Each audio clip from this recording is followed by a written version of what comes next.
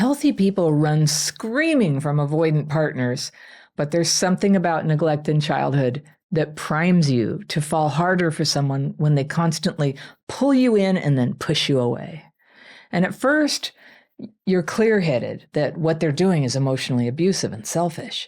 But if it keeps going hardcore and you keep hoping that this time will be different, your thinking and perception will start to grind down until you actually believe that they are the victim and you are causing them to emotionally hurt you.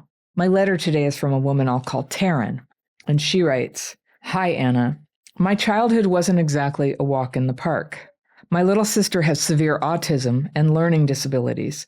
I'm the middle child, and my parents argued a lot, and I heard the word debt thrown around frequently.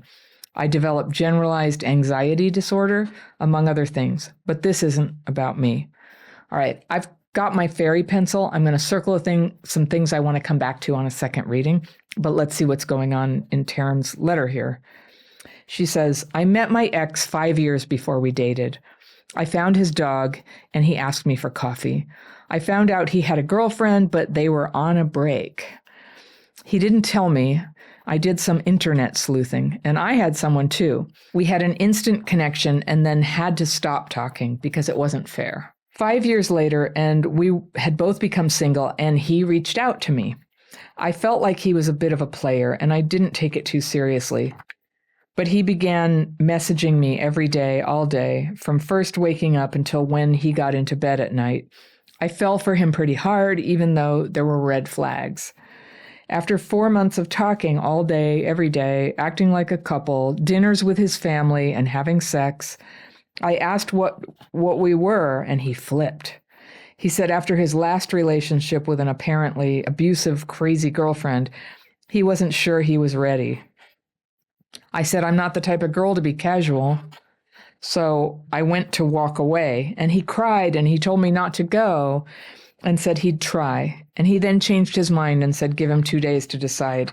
He came back to me after 1, and then he changed his mind and said, can we do no labels? Goodness.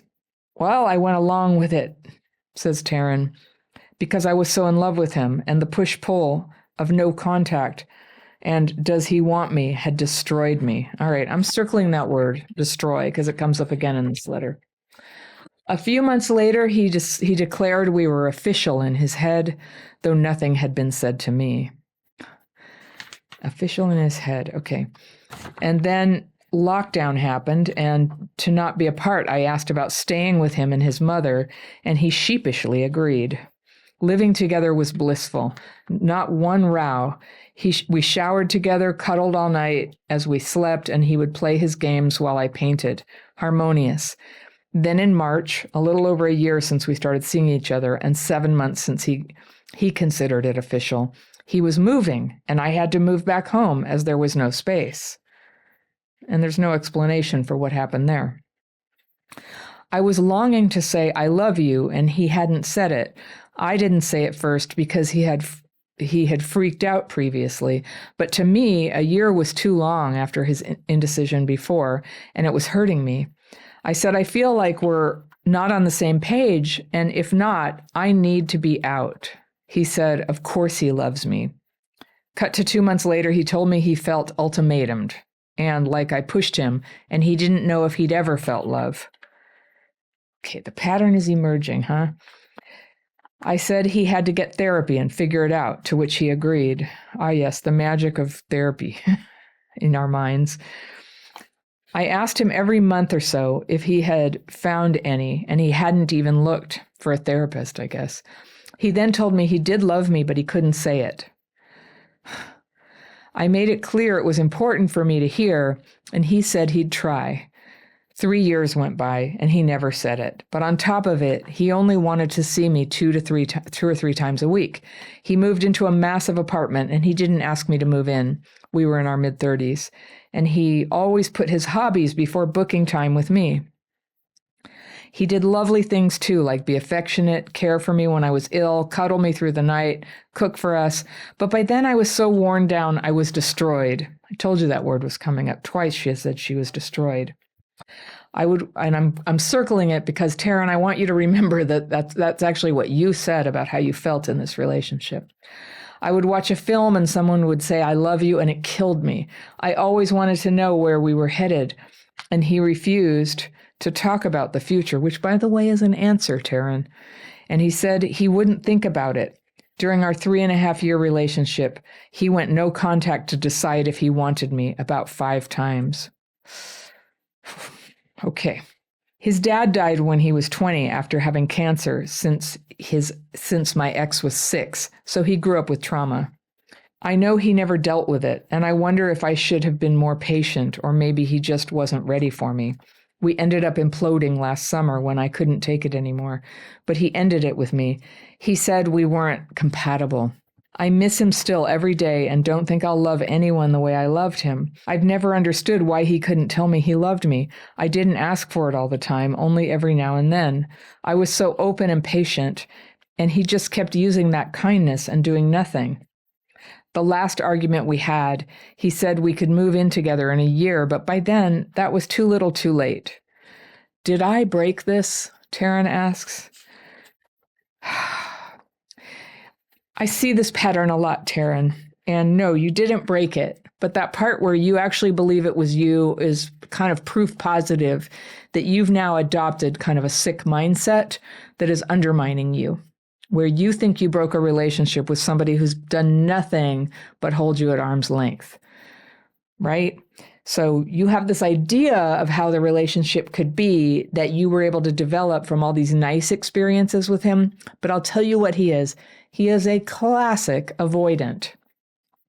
And there's a classic behavior you're doing here, like when you bring up his trauma, where you say he never dealt with his dad's death, or you say he needs to get therapy.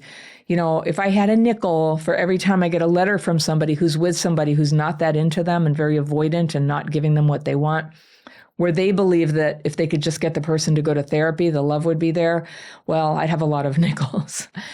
It's what we do. It's what we do. We try to rationalize anything but facing the fact that we are not being loved the way that we require to feel okay in a relationship. It destroys us. And so if you grew up with trauma, it seems very logical that if you could just shut down your needs and be more understanding, or if other people would just go to therapy, that the love would show up. We're so good at seeing the potential for love, but we're pretty bad at recognizing when love is just not happening. You were not being loved. Somebody who has to break up with you to think if they want you and go no contact 5 times, there's obviously a thing there. Now, I think it's avoidance, and I don't want you to get all hopeful about that, because just because there's a name for it doesn't mean that somebody who's not totally working on it could change. It doesn't tend to change. People who really want to change could do it if they want to. But how you know they want to is that without you asking them or nagging them or pushing them, they decide to get involved in things that help them. Their behavior changes. And not just when you walk out the door. And not just when they're lonely 6 months later. They do it every day. And when they're being avoidant and they can't deal with you and they're shutting down, this thing where, if you go, look it up, put it in Chat GPT, what is avoidance? And that is exactly one of the things. Can't say I love you. They might feel like they do, but they can't say it. They don't want to commit to it. Living together is terrible. And I can, what I feel for you is like during the lockdown when you moved in and you said it was blissful, but you didn't have I love you, you didn't have commitment. And so on some level, I sense that, you didn't actually have any security there. You had the security of outside circumstances, and luckily the lockdown didn't go on forever. And once the choices were there, I don't know, he moved. So you weren't his priority. And I can only, commiserate with you. That must have been horrible for you after all you were investing in the relationship. But I want to call to your attention that you jumped in to live with a guy who wouldn't say he loved you, who had no commitment to you.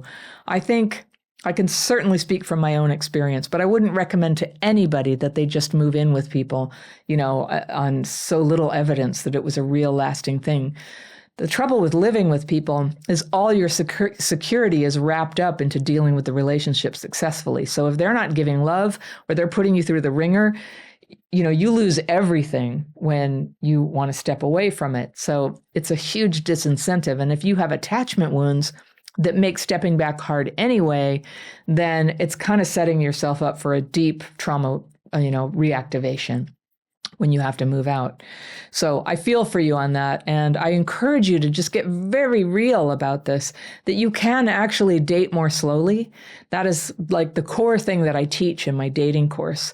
And you can start to learn what would be the signs that somebody was serious about me in the way that I actually require. You can actually get clear with yourself what you require. And how would you know if somebody felt that way? And it would never be in the absence of them expressly saying it. Now, we all know that people can say things they don't mean, and that's why it takes time. It takes time to observe their behavior and the stuff that upsets them and the stuff that triggers them to sort of run away for a while and how they come back and what they say.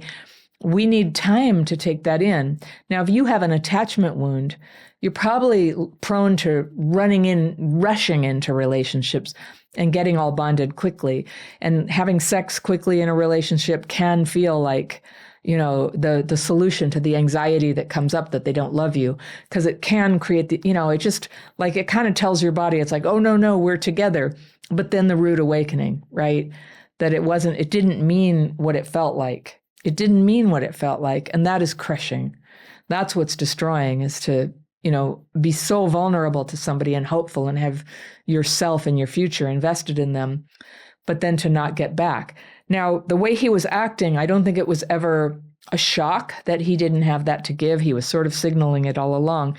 And just because somebody cuddles you in the night or takes care of you when you're sick doesn't mean they've made a commitment to be with you and to work through tough times. It's not the same thing. So cuddling is not... It's not like terrible crumbs. It's something, but it's nothing like a commitment. And so avoidance, they need a little bit of love and connection, and a sex life, a little bit, and they cannot handle very much. And it for somebody who does want that relationship and closeness and literally intimacy, not as a euphemism for sex, but to be really close with somebody and trust each other, to have that, avoidance are not a good bet. Now, if you're in a relationship, if anybody's listening and you're in a relationship with somebody who's avoidant and you want to make a go of it, you both have to work at it. You both do, at meeting halfway. And it's possible to do that. But for you, Taran, this is your ex. And so when you're ready for a new relationship, before you actually make any steps in that direction, I urge you to look at my list of red flags to look for when you're dating somebody. I know you know this, but sometimes we need it spelled out, just in black and white. Here it is. So I've got this free download. You can access it by clicking right there, and I will see you very soon.